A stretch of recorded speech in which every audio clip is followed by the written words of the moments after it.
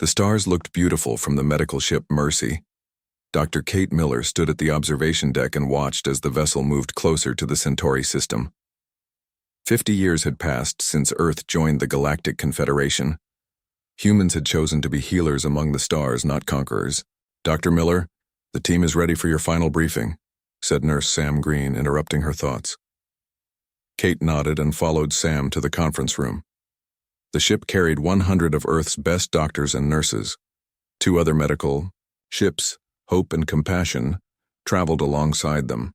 Together they formed the largest human medical mission ever sent to help victims of the ongoing civil war in the Centauri system.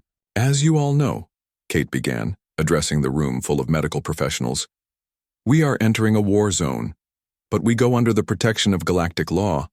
Our ships are clearly marked. Both sides in this conflict have agreed to our neutral status." Dr. Alan White raised his hand. "What about the Empire? They don't recognize neutral medical ships." Kate frowned. The Galactic Empire stood apart from the Confederation. They were aggressive and expansionist, but even they had limits. "The Empire has no presence in this system," she assured him, "and attacking medical personnel is forbidden by treaties even they have signed." The meeting continued as they reviewed their mission. Millions of civilians needed help on the 4th planet of the Centauri system. Disease had spread through refugee camps. Children suffered the most. On the bridge, Captain Frank Hill monitored their approach. The Mercy was not a military vessel. It carried no weapons, only medical supplies and equipment. Its hull was painted white with large red crosses, the ancient and still respected symbol of medical help. "Captain, I'm picking up some unusual readings," said Paul Bennett from his communication station. "Several large vessels just appeared at the edge of the system." Frank frowned. "Can you identify them?" Paul worked his controls for a moment. His face paled. "Sir, they're Imperial warships. 5 of them." "That's impossible," Frank said. "The Empire has no business here." "Sir, they're accelerating toward us." Frank hit the ship-wide communication button. "All personnel, this is not a drill. We have Imperial warships approaching. Please remain calm. We are a clearly marked medical vessel on a sanctioned mission." In the conference room, the medical team looked at each other with concern. "They wouldn't dare attack us," Dr. White said. "It would violate every law." Kate wasn't so sure. "Everyone prepare for emergency protocols." On the bridge, Frank opened a channel. "Imperial vessels, this is Captain Frank Hill of the Earth medical ship Mercy. We are on a humanitarian mission authorized by the Galactic Confederation. Please state your intentions." The reply came quickly, the voice cold and harsh. "Earth vessel, this is Imperial Commander Zexthal. You are in violation of Imperial space." "With respect, Commander, this is not Imperial space," Frank replied. "We are here to provide medical aid to civilians. You carry contraband and weapons. Prepare to be boarded." Frank looked at Paul in shock. "That's a lie. Send an emergency signal to Earth now." Paul's fingers flew across his console. "Transmitting distress signal. The other medical ships are also being approached." The first blast hit before anyone could react. The Mercy shook violently. Alarms blared throughout the ship. In the conference room, people fell to the floor. Equipment crashed around them. "Everyone, get to the escape pods," Kate shouted, helping a young nurse to her feet. Another blast rocked the ship. Lights flickered and died, replaced by dim emergency lighting. "They're targeting our engines," someone yelled. Kate led her team through smoke-filled corridors. "Stay together. Help those who are injured." On the bridge, Frank fought to keep the ship functioning. "Paul, is the distress signal getting through?" Paul nodded grimly. "Yes, sir. And the Imperial ships are broadcasting on all frequencies. They want everyone to see this." Frank understood the horrible truth. This wasn't a mistake. The Empire wanted to make an example of them. "Sir," Paul said, his voice breaking, "Hope has been destroyed, no survivors detected." Another blast tore through the Mercy. Frank was thrown across the bridge. In the corridor, Kate heard the ship's structure groaning. "Move faster," she shouted to her team. They were almost to the escape pods. A massive explosion tore through the hull ahead of them. Kate watched in horror as her friends and colleagues were pulled into the cold vacuum of space. She grabbed a handrail as the air rushed past her. Sam reached for her hand but couldn't hold on. Kate screamed as she watched him disappear into the darkness. The emergency bulkhead slammed shut, saving Kate and a handful of others. They staggered to the nearest escape pod. "We have to launch now," Kate said, helping the others into the small vessel. Before they could launch, another direct hit destroyed their section of the ship. In her final moment, Kate thought of her family back on Earth. On the bridge, dying at his post, Paul Bennett sent one final message. "This is the Earth medical ship Mercy. We are under unprovoked attack by Imperial forces. They have destroyed our sister ship Hope. Compassion is also under attack. We carry no weapons. We are a medical mission. 247 medical personnel on board. Please help." The transmission ended as the Mercy broke apart. Light years away on Earth, Military Command received the distress signal. They watched in horror as the Imperial ships methodically destroyed the escape pods. Not a single survivor was permitted to escape.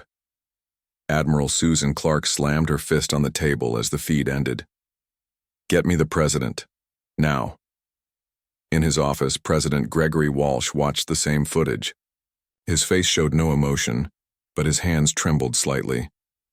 "They broadcast this deliberately," said General John Peters standing beside him. "They wanted everyone to see." "The ships were clearly marked," the president said quietly. "They were doctors, healers. The Empire claims they were carrying weapons," General Peters said. "It's a lie, of course." President Walsh turned away from the screen. "How many died?" 247 on the Mercy, 215 on Hope, 233 on Compassion, all lost. The president was silent for a long moment. Then he spoke a single word. "Omega." General Peters stiffened. "Sir, are you certain?" "Protocol Omega hasn't been authorized since—" "I know what I'm authorizing, General," the president interrupted. "The Empire believes we are weak because we have chosen to heal rather than harm. They will learn how wrong they are." As night fell, across North America, light still burned in the deep underground facility known simply as the Vault. The guards there received orders they had never expected to implement. In a cryogenic chamber, a man opened his eyes for the first time in 15 years. Jack Morrison, once known as the Butcher of Boston, took his first conscious breath as a technician removed his breathing tube. "Why am I awake?" he asked, his voice rough from disuse. The technician looked scared. "Protocol Omega, sir. They're waking all of you." Jack smiled. It wasn't a pleasant expression. "Then someone has made a very big mistake." The Imperial station floated peacefully against the backdrop of stars. Security officers monitored their screens with bored expressions. No enemy force had ever penetrated this deep into Imperial space. The nearest jump gate was 3 light years away, and all traffic through it was strictly controlled. "Status report," demanded Station Commander Grex, a tall reptilian alien with gold-flecked scales. "All systems normal, Commander," replied a junior officer. "No unusual activity to report." Grex nodded with satisfaction. News of the successful strike against the human medical ships had spread throughout the Empire. His own cousin had participated in the attack.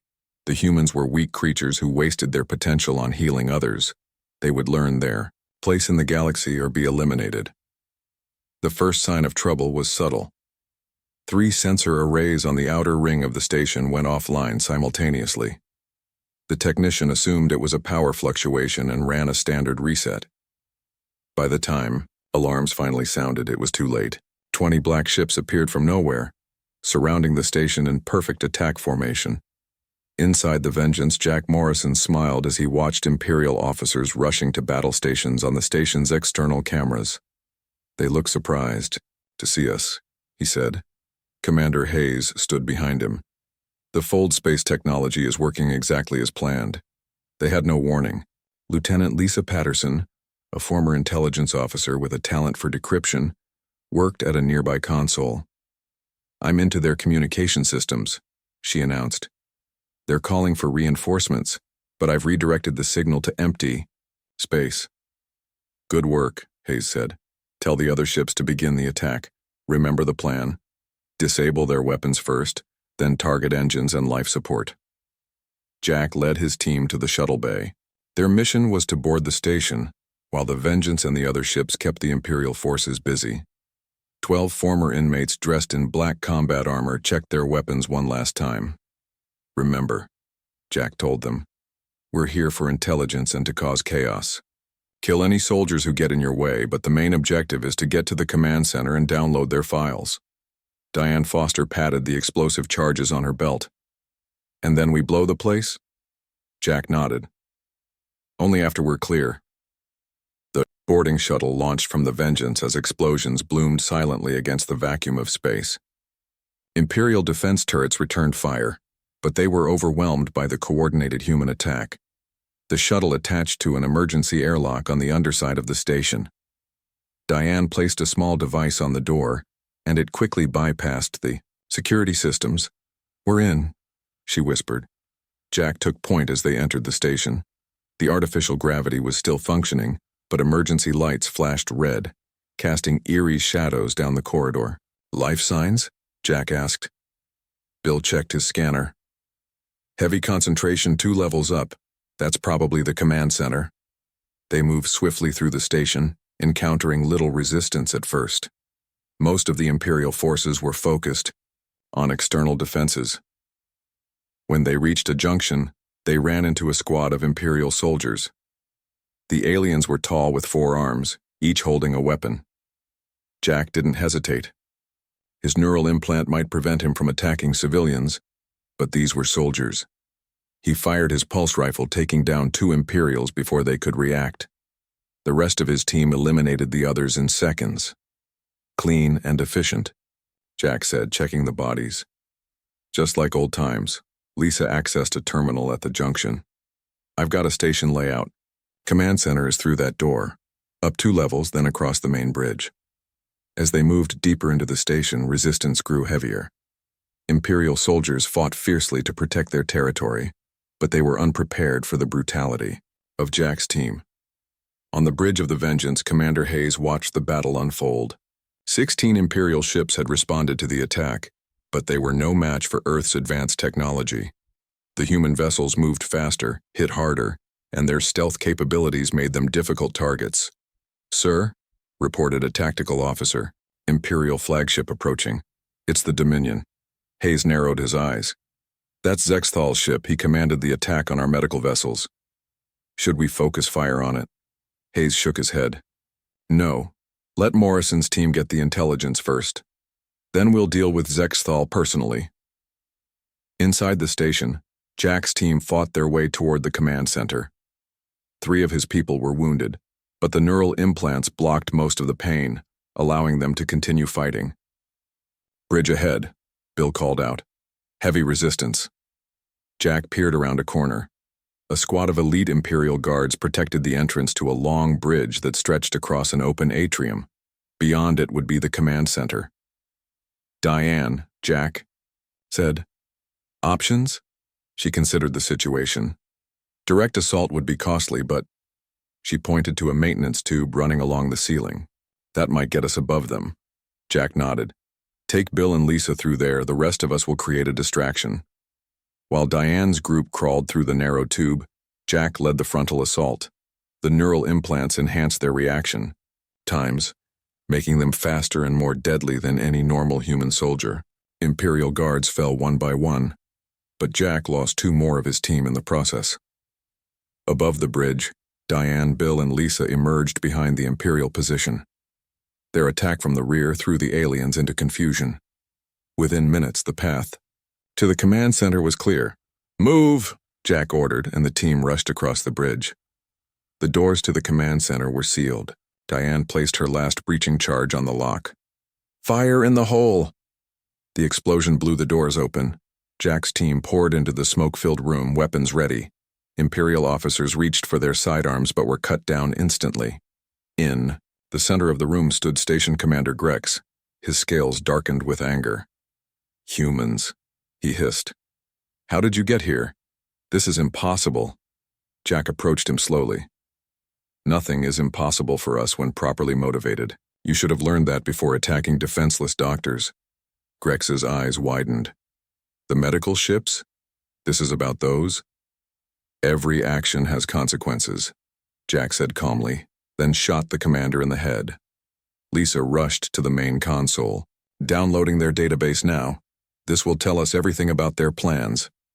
As she worked, Jack secured the room. Through the large viewport, he could see the space battle continuing. Earth ships moved with deadly precision, targeting Imperial, vessels with advanced weapons that cut through their shields like they weren't there. Jack, Lisa called, her voice urgent. You need to see this. He joined her at the console. On the screen was a detailed plan for biological warfare against several species, including humans. The Empire had been developing a virus that would target specific genetic markers. The medical ships, Lisa said quietly. They weren't random targets. They were destroyed because our doctors had discovered a cure for something similar on Centauri 4. The Empire was afraid they would recognize what was happening. Jack's face hardened. Copy everything. We need proof to show the galaxy what the Empire is planning. Suddenly, Bill called from the viewport. Incoming! Big ship! The Imperial flagship Dominion had arrived, dwarfing the other vessels in the battle. Its weapons charged, targeting the human ships. Jack activated his comlink. Hayes, we've got the data. The Empire was planning biological warfare. The medical ships discovered something they shouldn't have. Hayes's voice came back clear and cold. Understood. Get your team to the extraction point. I'll deal with Zexthal. As Jack led his team back through the station toward their shuttle, the space battle intensified. The Dominion fired its main cannon, destroying one of the human ships. Instantly. Inside the Vengeance, Commander Hayes opened a direct channel to the Imperial flagship. The face of Commander Zexthal appeared on the screen, his 4 eyes blinking in surprise. Human vessel, identify yourself immediately, Zexthal demanded. I am Commander Richard Hayes of Earth, Hayes replied. You murdered our medical personnel. Now you face justice. Zexthal made a sound that might have been laughter. Your species is pathetic. Those doctors were interfering with Imperial plans. This show of force changes nothing. The Empire still stands, and Earth will be taught obedience. You misunderstand, Hayes said calmly. This isn't our full force. This is just the people we consider too dangerous to let loose in our own society. For the first time, uncertainty showed in Zexthal's expression. The Vengeance accelerated toward the Dominion, weapons firing continuously. Other human ships joined the attack, focusing their fire on the Imperial flagship's engines. Jack's team reached their shuttle just as the station began to break apart from the battle damage. Everyone in! He shouted, counting his remaining team members. Only 7 of the original 12 had survived, but they had accomplished their mission. As their shuttle launched away from the dying station, Jack watched through the viewport as the Vengeance engaged the Dominion directly. The human ship was smaller but moved with impossible speed, avoiding the heavy Imperial weapons while delivering precise strikes. Will Hayes win? Diane asked, watching the battle beside him. Jack nodded. He lost his family to an Imperial raid years ago. He's been waiting for this chance. Deep underground, 50 levels below the public face of the North American Defense Complex, 12 people sat around a large table. Their faces showed no emotion as they watched the final moments of the medical ships play again on the large screen. When the recording ended, Admiral Susan Clark stood up. The Empire has made its position clear, she said. They murdered our medical personnel. They showed this murder to the entire galaxy. They want everyone to think we are weak. The public is demanding action, said General John Peters. The families of the victims want justice. President Gregory, Walsh looked older than he had that morning. For 50 years we have shown the galaxy only one face of humanity. We have been healers and farmers. We have helped and given aid. The galaxy thinks this is all we are. A woman in a plain gray suit spoke up. Mr. President, if we reveal our military capacity now, we risk our standing in the Confederation. Dr. Laura Hill, our standing means nothing if the Empire can murder Our people without consequences, the president replied. Everyone in the room knew about Protocol Omega. Few of them had ever expected to see it activated. Tell me about our special assets, the president said. General Peters pressed a button on the table. A new image appeared on the screen, showing a massive underground facility. The vault contains 327 individuals, he said. Former military personnel who committed war crimes or showed extreme psychological profiles that made them unsuitable for regular service. Instead of execution, they were placed in suspended animation. Murderers and psychopaths, Dr. Hill said with disgust. Highly trained soldiers who didn't follow rules, General Peters corrected. For 15 years we have been reconditioning them. They can be controlled now, to a degree. And you want to let these people loose? Dr. Hill asked. Admiral Clark answered, We want to point them at the Empire. The president stood up. I have authorized Protocol Omega. The decision is made. Commander Richard Hayes will lead the operation. A side door opened. A tall man with a scarred face entered the room. Commander Hayes had once been one of Earth's most decorated officers before an Imperial raid on a human colony had left him the sole survivor. He had spent 10 years hunting the responsible Imperial commander before being recalled to Earth. Sir, Hayes said, saluting the president. Commander, you understand what we're asking? Yes, sir. I am to lead a strike force composed of the assets from the vault. Our mission is to make the Empire regret their actions. These men and women are dangerous, Dr. Hill warned. They were frozen for good reasons. Hayes nodded. I am aware of their histories, Doctor. That's why they're perfect for this mission. In another part of the facility, Jack Morrison sat on the edge of a medical bed. His muscles were weak after years in cryosleep. Doctors and technicians moved around him, checking his vital signs. You're recovering faster than expected, a doctor said, making notes on a tablet. I've always been a quick healer, Jack replied. Where are the others? Being woken as we speak. All 327 of you. Jack looked surprised. All of us? This must be serious.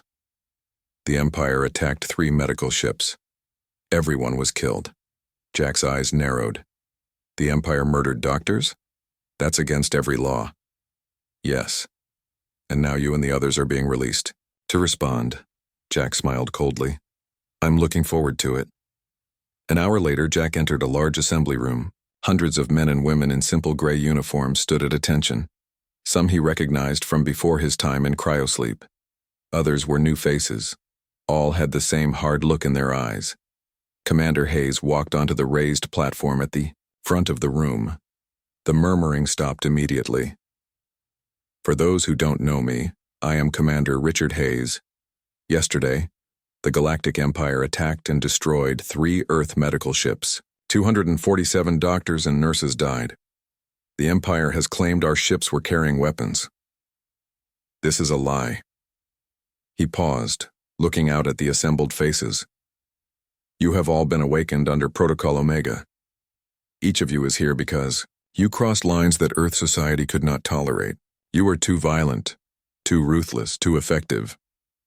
A woman near Jack snorted at this. Now, Hayes continued, we need those qualities. You are being offered a chance at redemption. Serve Earth by bringing justice to the Empire, and your crimes will be pardoned. Jack raised his hand. Hayes nodded at him. Commander, you're saying you want us to do what got us frozen in the first place? Hayes looked directly at Jack. Yes, Mr. Morrison. The Empire believes humanity is weak. They think we are just doctors and farmers. They don't know about you. They don't know what humans are truly capable of when pushed. In the back of the room, a tall woman with short gray hair stood with her arms crossed. Linda Carter had once been Earth's most brilliant weapons designer before her work was deemed too destructive. She spoke up. What resources will we have? Hayes smiled for the first time.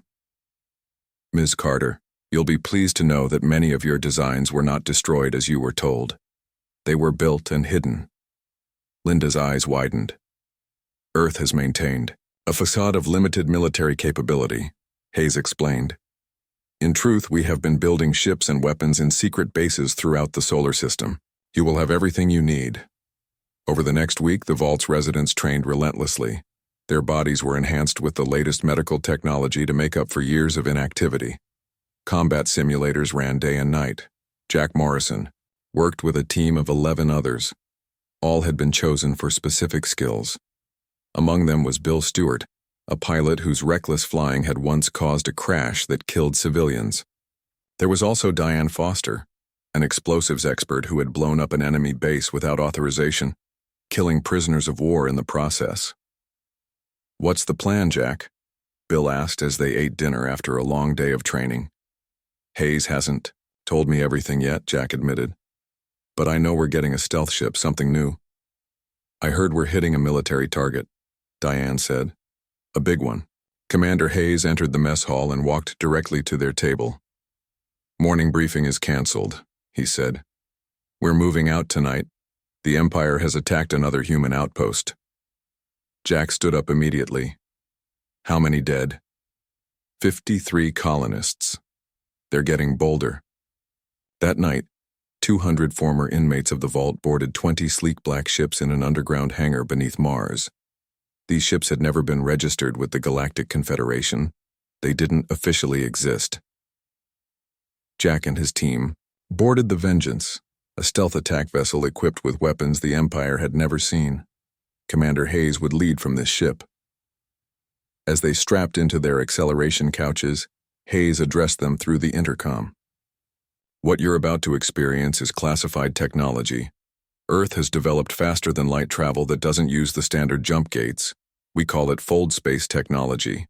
It will take us directly into Imperial territory without detection." Jack looked at Diane beside him. She raised an eyebrow, impressed. "Our target is the Imperial military installation on Proxima Centauri III, Hayes continued. "Intelligence suggests it was the base that launched the attack on our medical ships." "Rules of engagement?" Jack asked. Hayes's voice was cold when he answered. "Military targets only. But I don't care how many Imperial soldiers die." The engines powered up with a deep hum that vibrated through the ship. "One more thing," Hayes said. "You all have neural implants that were installed during your reconditioning. They will prevent you from attacking civilians or turning on each other. They cannot be removed." Jack touched the back of his neck, feeling a small bump under the skin. Fold space in 3, 2, 1. The stars outside the viewport stretched into lines, then disappeared altogether. For a brief moment, Jack felt like his body was being pulled in every direction at once. Then normality returned, and through the viewport he could see a large space station orbiting a blue-green planet. "Target acquired," said the ship's AI. "Imperial defense systems have not detected us." Hayes's voice came over the intercom again. "Remember your training. Remember why we're here. For Earth. For those they murdered." The 20 black ships spread out in perfect formation, weapons powered up and ready. The Empire was about to learn what humanity was truly capable of. News of the attack spread quickly through the galaxy. The Galactic Confederation Council called an emergency session as reports arrived from Imperial space. Ambassadors from 100 worlds gathered in the Great Chamber on neutral territory. The Chatter, Earth Ambassador Mary Collins, stood before them.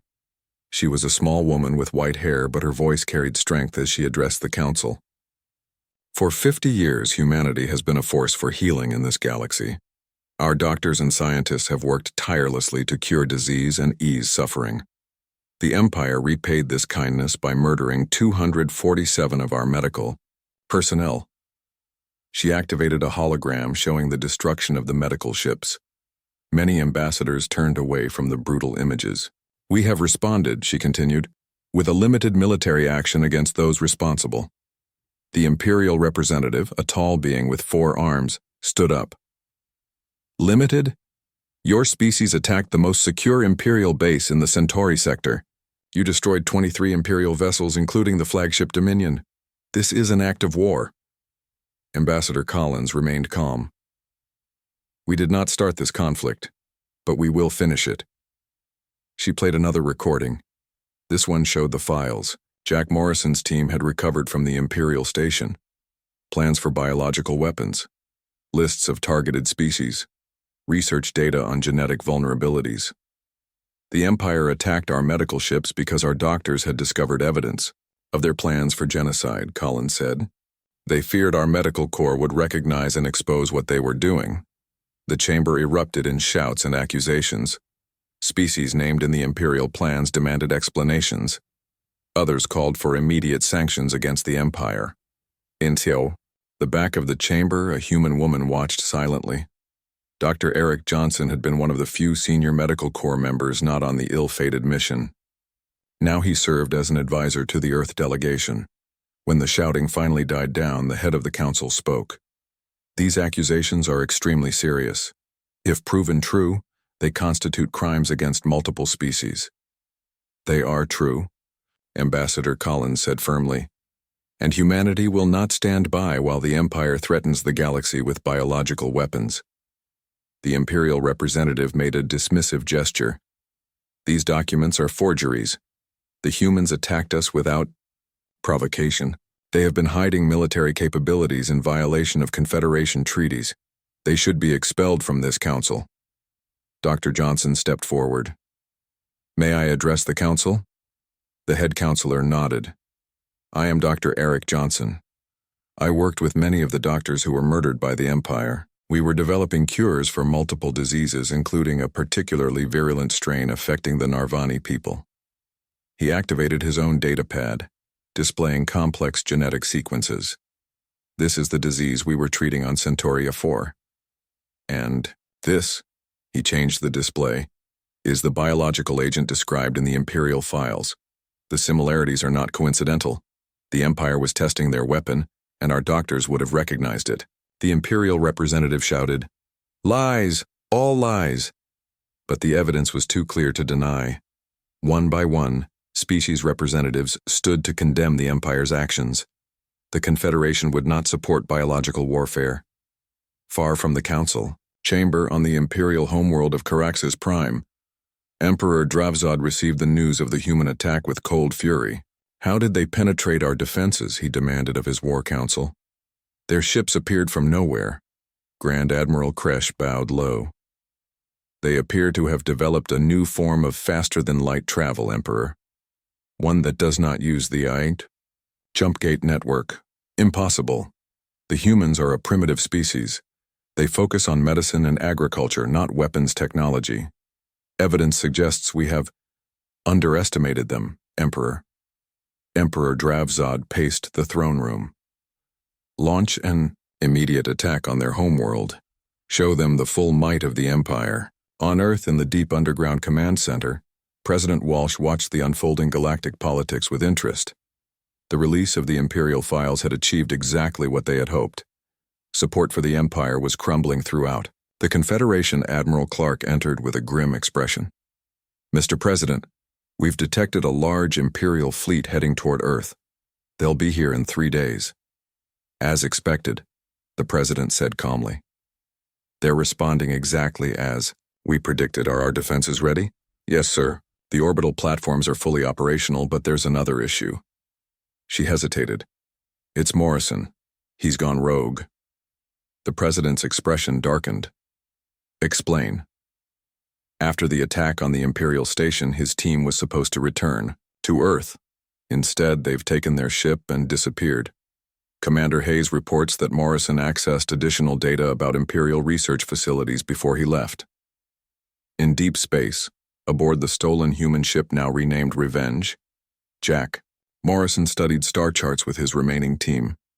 The Empire has a major research facility here, he said, pointing to a small moon orbiting a gas giant. According to the files we downloaded, this is where they developed the biological weapons. Diane looked concerned. Hayes ordered us back. To Earth. We're disobeying direct commands. Jack looked up at her. Hayes wants to fight this war by rules, but the Empire doesn't follow rules. They murdered doctors. They plan to wipe out entire species. Some threats need to be eliminated completely. Bill, who had been monitoring communications, spoke up. Imperial news networks are reporting an attack on Earth. They've sent their main battle fleet. Jack smiled coldly. Good. While they're focused on Earth, we can hit them where it really hurts. Back on Earth, Eric Johnson worked tirelessly in his laboratory. The data from the Imperial station had given him insight into their biological weapons. As a doctor, his instinct was to develop defenses, cures for the diseases the Empire had engineered. But another part of him, the part that mourned his lost colleagues, considered a different approach. The same knowledge that could create a cure could also be used to develop a weapon, something that would target only Imperial biology. He stared at his computer screen, watching as simulations showed the spread of a theoretical virus through an Imperial population. With a few keystrokes, he could turn this simulation into reality. The door to his lab opened. Commander Hayes entered, looking tired but determined. "Doctor, 3 months after the Battle of Earth, the Imperial Palace on Caraxes Prime stood silent and heavily guarded. Emperor Dravzod had not made a public appearance since the disastrous defeat of his fleet. Rumors spread through the Empire that he was dead, replaced by a double who issued orders from behind closed doors. The truth was more complex. The Emperor lived, but his confidence had been shattered. The humans had not only defeated his best fleet, but had also exposed the Empire's biological warfare program to the Galactic Confederation. Now many former allies were severing ties with the Empire, fearful of human retribution. In the Great War Chamber, Emperor Dravzod met with what remained of his high command. Grand Admiral Kresh, one of the few senior officers to survive the recent events, delivered his report. "The humans have established forward bases in 3 star systems, previously under our control," he said. "Their fold space technology allows them to appear anywhere without warning. Our early warning systems are useless." "What of our remaining fleets?" the Emperor asked. "We have consolidated our forces around key worlds, Your Majesty. But morale is low. The soldiers fear the humans, especially the ones they call war criminals," the Emperor hissed in frustration. "They are just one species, a minor power that should have been easy to crush." "A species that hid their true nature for 50 years, Kresh replied carefully. "They showed us doctors and farmers while building weapons in secret. Our intelligence failed us." On the other side of the galaxy, on Earth, Jack Morrison stood at the window of his new quarters. After the success of their missions, he and the other former inmates of the vault had been granted restricted freedom. The neural implants remained active, preventing them from harming civilians or turning against Earth, but they were no longer prisoners. A soft chime announced a visitor. The door slid open to reveal Commander Hayes. "New mission?" Jack asked, turning from the window. Hayes nodded. "The most important one yet.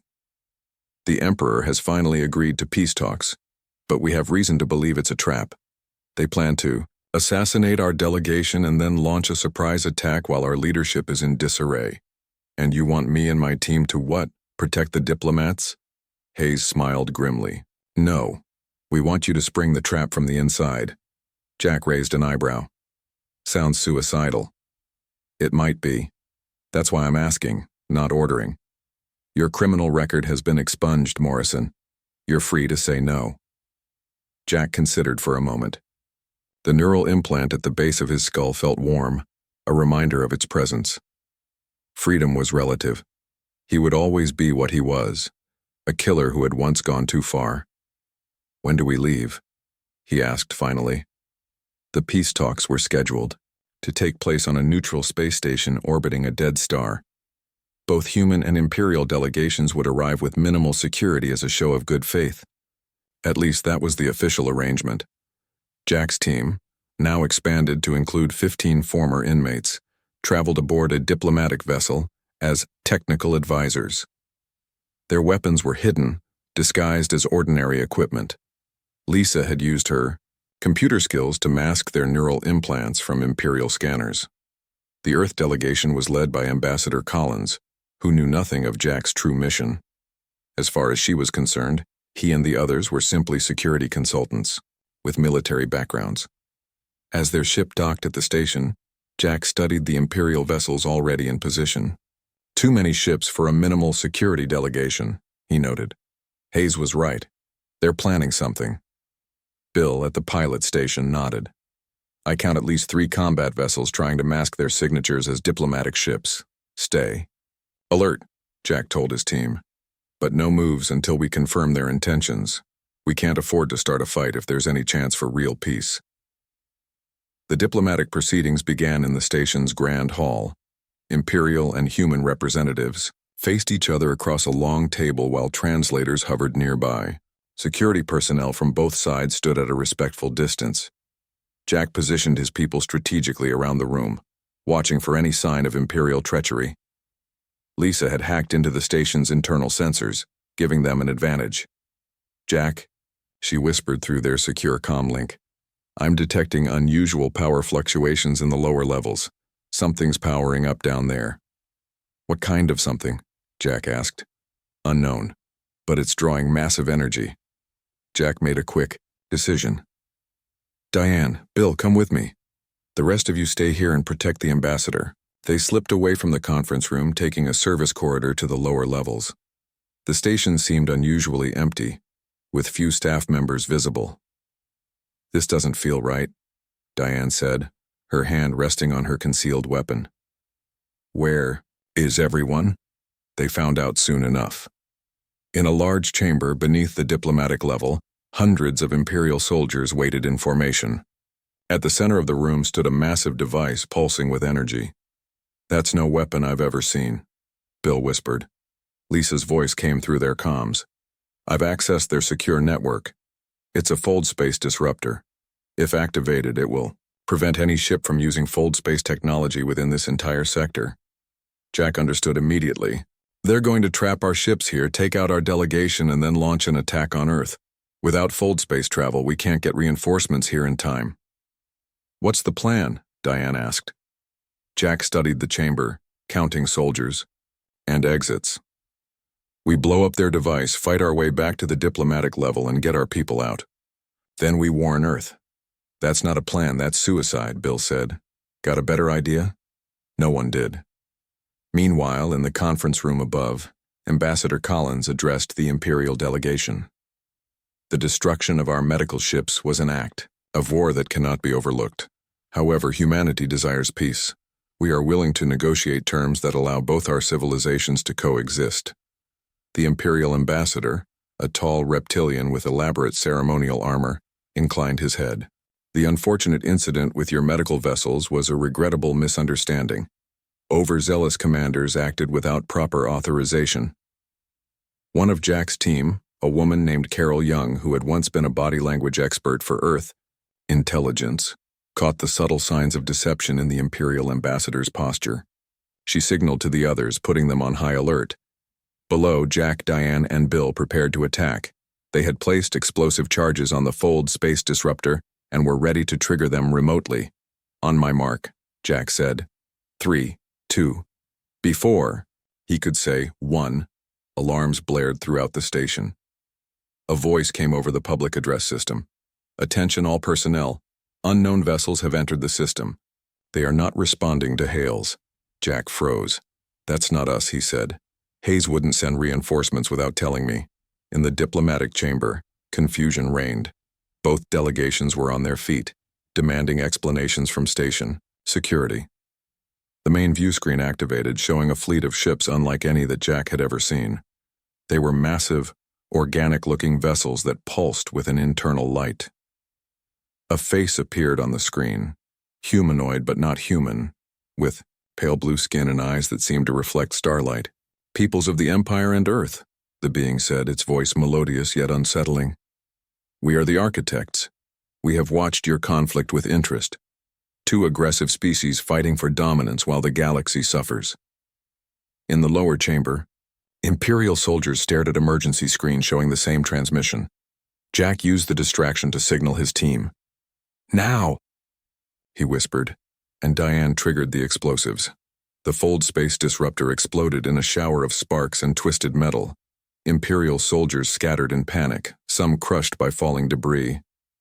Back to the diplomatic level, Jack ordered. Now, they fought their way through confused Imperial troops using the chaos to their advantage.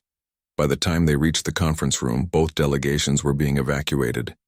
Ambassador, Jack called, grabbing Colin's arm. This was a trap. The Imperials were planning to assassinate you and attack Earth. Collins looked at him in shock. How do you— No time, Jack interrupted. We need to get back to our ship. These new aliens, the architects, we don't know what they want. The strange fleet had surrounded the station, cutting off escape routes for both human and Imperial vessels. As Jack led the Earth delegation toward their ship, Imperial soldiers appeared in the corridor ahead, weapons raised. Surrender, humans, their commander shouted. You will be executed for your treachery. Jack drew his weapon, pushing Ambassador Collins behind him. Get to the ship, he told her. We'll hold them off. The firefight was brief but intense. Jack's team, even outnumbered, fought with the skill and ruthlessness that had once made them too dangerous for normal society. 3 of them fell, but the Imperial soldiers were decimated. As they reached the docking bay, Jack's comm unit activated. Commander Hayes' voice came through, tense and urgent. Morrison, are you there? What's happening? The peace talks were a trap, Jack reported. The Imperials were planning to use a fold space disruptor to strand us here and then attack Earth. We've destroyed it, but now there's a new player. They call themselves the Architects. We know, Hayes replied. They've appeared in multiple systems simultaneously. They're demanding that both humans and the Empire stand down or face extinction.